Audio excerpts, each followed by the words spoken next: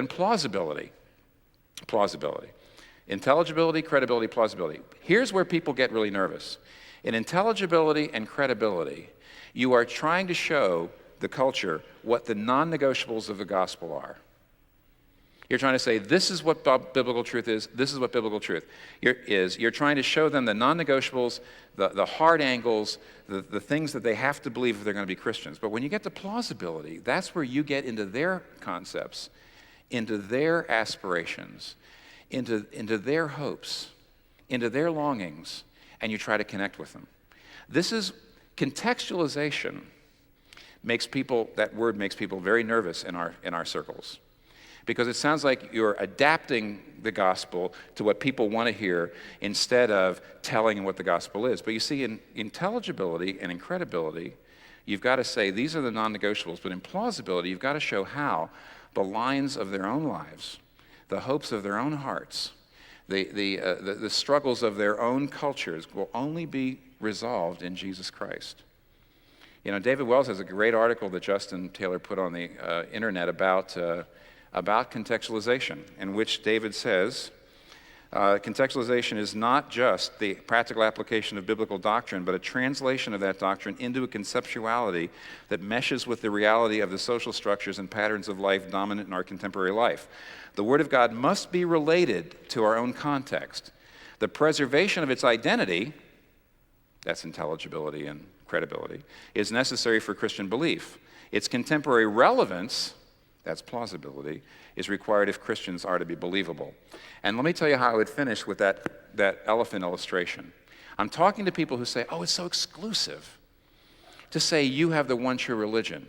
I believe all religions have part of the truth and no religion has all the truth. And what I would turn to them is I say, listen, you couldn't know all the religions have part of the truth unless you are assuming the kind of superior knowledge you say we can't have.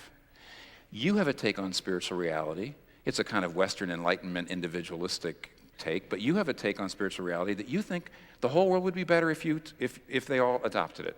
You have a take on spiritual reality that you think is superior to mine. I've got a take on spiritual reality, which is the gospel, that I think is superior to yours. Guess what? We're both exclusive. Everybody's exclusive. Everybody has exclusive views. We think we're right about spiritual reality. We think other people ought to adopt our views.